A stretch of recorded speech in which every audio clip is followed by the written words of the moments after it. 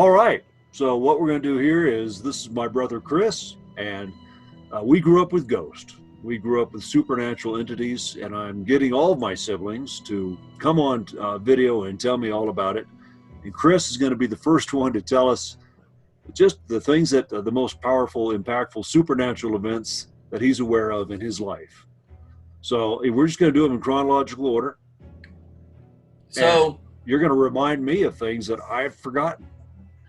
well, I think one of the first things to remember is that the source of the supernatural events, as far as I'm concerned, or at least the thing that served as a lightning rod that introduced us to it was mom, and our mom was an extraordinarily eccentric person. I think is Eccentric. Yeah, I think that's the right term. Because I remember as a kid, mom, you were off to college already, and the four of us that were remaining, mom would break out a Ouija board, and she would light candles. She'd turn off all the lights, and she would force the kids, because obviously this isn't something we're going to do willingly and voluntarily. And she would force us to hold hands around the Ouija board in the dark with a candle or two lit, and she would summon the dead.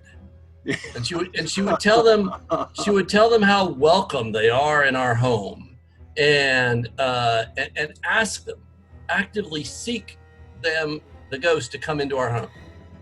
Now, 99% of the people who hear that right away are going to say that's probably not a good thing. That isn't something we should be doing. It was one of the side effects. She did the same thing. It was just me. And I should point out, I'm 59. Chris is 7 years younger than me. There's a 10-year age gap between the oldest, me, and the youngest of the five of us. And for those first, Chris, when I was in elementary school, and it was just mom and me, because Jody was too young, our sister was too young to participate. She would do the Ouija board just with me. Here I am, 6, 7 years old. Let's summon the dead. Was she a heavy drinker then? She was a drinker. I wouldn't be aware if she was a heavy drinker, because at that time I wasn't very aware of that kind of thing. But Right. but I certainly know by the 6th grade she was a very heavy drinker. Right. So your 6th grade, obviously, is, for the rest of us, we were little kids. You were just in. So for the vast majority of these stories, Yeah. she was an alcoholic. I mean, she was a heavy drinker. Yeah. Whose life was ruled by, I mean, that's unfortunate, but that's the truth. And unfortunately, I don't think one has anything to do with the other with regard to her belief in the occult. I just think that it made it much more likely that she was going to act on those beliefs, because the typical inhibitions, the things that you would say, oh, I've got 4 kids or 5 kids, and I'm going to protect them, I'm not going to do these things or expose them to these things. Those inhibitions were gone because she was, drinking a lot. Well, and most That's my parents impression. wouldn't say, "Hey, I've got wow, what a side benefit of having so many kids. Now I have enough for a séance." Right. Right. Exactly right. And Well, obviously we know her history. She didn't have a very good childhood and everything, but she was just, everything combined created a very eccentric woman, who somehow was a great cook. I'm not sure how she did that, actually, but she was a great cook, and all of us got through school, and all of us got careers, and so somehow, with Dad's help, obviously, all that happened. But her introduction to the family of stuff that had to deal with the occult. My first recollection of anything like that, besides the seances and the Ouija boards and the stuff that she would do at home, the very first time I had any experience with this manifesting itself was actually in 1977. And what had happened was, so Mom's grandmother, who essentially raised her, not her mother, but her grandmother, was interred in a mausoleum in Turlock, California, where we were living at the time.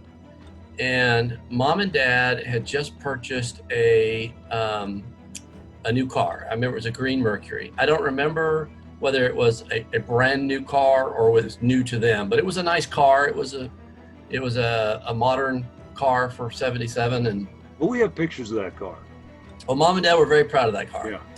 And so Mom asked me to go with her to visit the cemetery, and so we did. At the time I would have been 9 years old, 8 or 9, and we went to the cemetery, and we got out of the car and we walked up this little path it's an enclosed mausoleum with doors.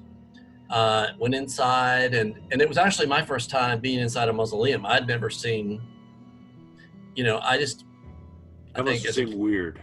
well, as a kid, I thought everyone's buried. I only knew burials. I only knew great, headstones. I didn't know there were people that were in mausoleums above ground.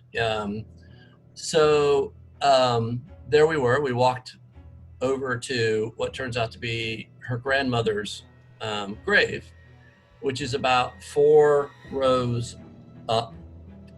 And I was expecting, I'm a kid, but I'm expecting a solemn kind of moment, at a gravesite. And instead, what happened was Mom started yelling at her grandmother. She had come to show off the new car because she was yelling at her saying, "You never thought I'd amount to anything. You never thought I'd have anything. You are always putting me down, and look at this brand new car." And I remember even at that age thinking, this is an incredibly odd thing. This is not what I expected, right? So she's yelling at her. She's using a lot of 4-letter words. She's cussing at her. It's as though they're having an argument, right? Anyway, we turned and leave, and we go out to the car, and we get in the car, and the car won't start. Mom's turning the key, and the car is just almost like it's got a dead battery. It's just going, won't start. Mom's trying, and she starts cussing at her grandmother, and she jumps out of the car. I'm still in the car. She jumps out, and she walks around to the front of the car. She's now standing in front of the car, staring at the mausoleum, and she starts screaming at her grandmother, "What are you doing? Stop this right now. You're scaring Christopher." And she screams at her a little more, and uses some choice words, gets back in the car, turns the key, it starts the first time, and off we go. And that was that's the first recollection I have of something that was kind of, a supernatural event. Was there anybody around? Was it just the two of you, or was there any other adults looking at you guys like, what the heck? So, as a kid, I don't remember anyone else. It's a large cemetery. It wouldn't surprise me, if I had some way to go back in time and look at that from as an observer, that there were probably other people who saw this. But what they would have seen probably is a drunk woman yelling at a grave. And the whole car thing, I don't know that they would even have, if I hadn't been in the car and observing the whole thing and watching Mom scream at her dead grandmother and telling her to let the car turn back on because she's scaring me. Uh-huh. So yeah, that was a nutty event, but that was the first of several events that occurred in my life that were had some sort of supernatural aspect to them. Hey, Chris. Mm-hmm. I'm going to pause the recording just a second. Okay. All right. So, what's the next thing you remember that really stuck with you? This was a major event because the first event's 1977. I'm 8 or 9 years old, and somebody watching could say, oh, you were 8 or 9 years old. What, did you really see that? Is that really what happened? But in 1985, I would have been a junior in high school. So not a kid anymore. And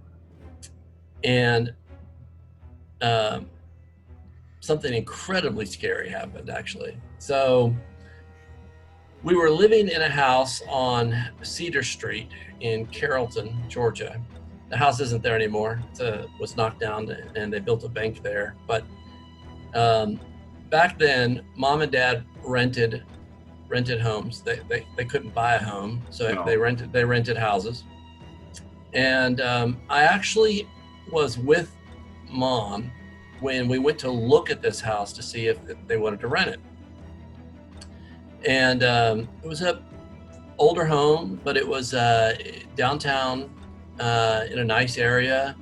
It had plenty of room, and for the homes that we had lived in, this was the nicest home that we. So it was like, I was impressed with it. It had two things that were odd about it. One is it had a beautiful backyard, but in the very back center of the backyard, there was a like antebellum mansion, scaled down, like 1/50th scale. It was much bigger than a dollhouse, but I mean maybe the size of a large doghouse. But it had all the detail. It had all the columns and the shutters and the doors and the porch and the whole wraparound, all of it. The problem was it was in terrible disrepair. So it looked like the scariest haunted house you've ever seen from any movie. It was like Hill House. I mean, it was scary to look at this thing in the backyard. So that was kind of an eerie thing. And I remember thinking, well, they really ought to knock that down. But whatever. It's just whatever. Just a relic, yeah. Yeah, it's just a relic. And then the other thing was the owner told us that there was a room built on to the back of the house. So it wasn't part of the original construction. They built this room onto the back of the house because the owner's elderly mother, they were either going to have to put her in a nursing home, or they were going to build this room onto their own house and let her live with them, and that's where she would eventually pass away. And in fact, that's what they did, and she did pass away there. And he told us that right up front. She had died in that room, but it was a natural causes. She wasn't murdered or anything, and she's an old woman who passed away. So Mom and Dad offered me that room. They rented the house. Well, I took it because two things. Number one, it had a private bathroom, so I didn't have to share a bathroom with anybody, and it had a private entrance. And I'm a junior in high school, so the private entrance was attractive. Were you working at a Big Star at that point? I was, right. Yeah, so you had your own little independent life going. I had a car, I had a job, so I had money. I had my own room with my own bathroom with a private entrance, and right outside that bedroom was the kitchen. And so I really thought this is a great setup, right? So I should explain to people that aren't familiar with 1980s Georgia. Big Star, I don't even know if it's still around, was an independent grocery store company. Yeah, doesn't exist anymore. Right. Yeah, so it's a grocery store. And so I was really looking forward to that. And at first I actually was enjoying all this freedom and having this room. But then I would be laying in bed and I would hear the toilet in my bathroom flush. There's nobody there, so that shouldn't happen. Or I would hear the faucet turn on in the sink, which obviously there's things that shouldn't happen. And gradually I became really unsettled about this room. I felt like I'm not alone in this room. So I talked to Mom and Dad about it, and they agreed to swap rooms with me. So I took their bedroom, and Mom and Dad moved into that back bedroom. So that meant I had to share a bathroom again and all of that, but I felt better about it. Yeah. So anyway, one night, this is 1985, mom and dad are in bed. Matthew and Alex, our younger brothers, who are a year apart, they shared a room and they were in bed. It was about midnight, actually, so it was pretty late. I was actually sitting in front of the TV in the living room playing ColecoVision. I was playing a video game, and then Jody was in her bedroom, and so everyone's asleep except Jody and I. And Jody was about to go to bed, but anyway, she came out while I'm playing this video game and said, "Chris, there's something weird, and I'm not sure what to make of it. And come here and listen to this. Tell me what you hear."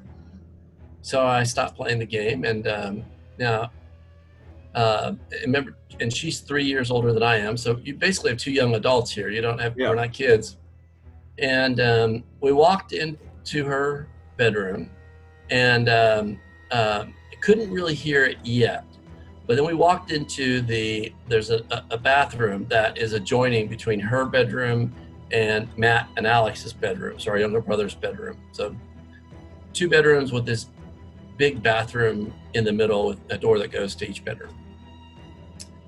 And in this bathroom, there's a huge picture window that looks out onto the backyard, onto that, relic out there. Yeah. But it also looks out on the room that was built on. So now mom and dad's room, the room where the woman died. So if I'm looking out the window, that room is now to my right. It sticks off.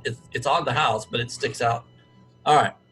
Well, we're standing there in the bathroom, and I hear what she hears. It's a heavy, labored breathing. It's just heavy breathing. And at first, I thought she was just being really silly. I was like, Jody, that's Matt or Alex. One of them in their sleep is breathing heavy. And to prove my point, I gently opened their door to their bedroom so she would be able to hear. That's one of them. And it's neither of them. Neither of them is breathing heavily. They're both quietly asleep. So I closed their door back, and we're standing there and listening to this breathing. And I suddenly realized that it's right in front of us, right on the other side of the glass of this big picture window. Good God. It's right there. So it's literally staring at us on the other side of glass. You can't see it, but it's clear that it's right there. So we leave the bathroom, walk through her bedroom, and we go into the living room. And the idea is we're going to sit down and talk about this for a minute. Let's get our heads together. What's happening here? So I sit down on the sofa, and Jody sat to my right. And I said, okay, wait a minute. What is this we're hearing? Well, we didn't have to wonder long. She never got to answer, because at that moment, right here between us, is a loud sigh. Something exhales right between us, right here. Oh, God, Chris. So whatever was in the backyard is now right here. And we hear it at the exact same moment. We both jump off the sofa at the exact same moment. And we both make a beeline through the house to mom and dad's room, which of course is that room. We're at their door. My hand is on the door handle. And I said, Jody, wait. We're not kids. What are we going to do? Tell them, something's in the house. At this point, you're 17 and 20 running to your parents' Exactly. room. Exactly. Right. Well, just like it had. Hey, Jody. Hey, Jody. He's recording. Oh, sorry. It's okay. Did you need me? No, do you want a beer? I've got one right here. Okay. Thank you. So, I have my hand on the door handle, and I said, "What are we gonna do? We're not kids." And just then, the sigh is right behind us. It just does it again. This large sigh, this big breath just exhales. It had followed us from the bathroom to the living room, and now it's literally on our heels outside mom and dad's room, outside, for all intents and purposes, the haunted room now. So as soon as it does that, I go through the door. Mom and dad sat up in bed immediately. And, dad was, this, dad was not the biggest believer in all of this. I mean, I don't think he disbelieved, but he wasn't, dad would be the first person to try to minimize it. Dad, if you had a 6 or 7.0 earthquake, Yeah. It would take something really clear to alarm dad at all, right? Because he just was pretty He denied all, even despite, we can talk about sometime his experiences, what we know of what we were told about him growing up in a haunted house. He would have been the one you'd think would believe all that, but he steadfastly just sort of turned a blind eye as much as possible. Yeah. And he was really unflappable. Dad was just, he just was. And so that made his response all the more meaningful, because dad said, so we walk in, barged in really, and I said, Mom, Dad, something's in the house. And dad said, everyone be quiet. And then the breathing moved into the room. Now all 4 of us can hear it. All 4 of us can hear this entity, and it's just breathing. And dad said, everybody get out of here. For dad to say to get out meant a lot. It meant, this is real, this is serious, this is something that's potentially dangerous. So we all left that bedroom and we all went into the living room. Now, mom, was still intoxicated from drinking earlier that night. Oh, okay. This is about midnight, 12:30 now in the morning. We were all in the living room, and we were, kind of in silence because we're in shock. Like, what in the world is going on right now? And mom got furious. In her mind, whatever this was, and we all assumed that it was the ghost of this elderly lady that had passed away in that room. Right. We all just made that assumption immediately. In mom's mind, she's an intruder, and she needs to leave. And you don't politely ask intruders to leave. You confront them, right? So mom jumps up off the sofa. She grabs me by my wrist, and she says, "Come on, Christopher." So I didn't really have a choice, right? At that point, I probably could have knocked mom down and held my own, but I went with her through the house, and we got to the door, and mom threw open the door. The room was easily 30 degrees cooler than the rest of the house. It was cold. It was like walking into one of the refrigerators at the grocery store. It was just cold. Wow. And up in the far, what would have been to my right-hand corner of the room, but from the corner of the room, it was clearly there. It was clearly, that's where the breath was emanating, and it was loud. Where before it was clear and unmistakable, now it's loud, like it's being broadcast by stereo. And the breathing is coming from that corner. And again, you can't see anything. It's all audible. But mom started screaming at it, cussing it out. GD this, GD that, GD you. This is our house now. You have no right to be here. You need to get the F out of my house. I mean, it was, mom. She was using a bunch of 4-letter words. She was irate. Nothing happened. The breathing just kept going. And after trying and cussing it out and not getting any results, mom and I went back to the living room and joined Dad and Jody, where we slept. That's where we spent the night because they weren't going back into their bedroom. And and then the next day, it was gone. The next day, it was gone. The breathing was gone, and there was no explanation for it. Of course, what explanation could there be for breathing that starts outside, follows you through the house, and then takes up, residence in that room of all rooms, right? What gets me through your story is, so you're I keep visualizing. Imagine if you had a infrared camera or something, right? And when you're looking out that window, she was standing there looking back at you. Well, I think she was. And I then think if she you was. were, when you and Jody were sitting there, and she breathes between you, I just imagine if you could see her presence. Right. I think it'd be terrifying. Obviously, it was terrifying enough, but Yeah, it's terrifying to me now. I've got shivers. I'm like, this is creepier than I remember.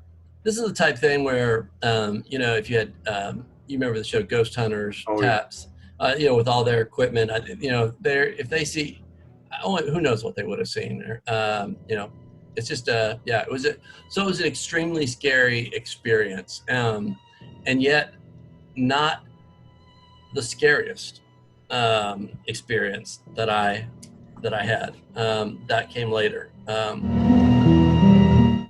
So I decided to break the interview up into 2 separate videos because the next story is frankly incredible, but I hope you're waiting when I upload it tomorrow for part 2 of my brother Chris's memories of the supernatural.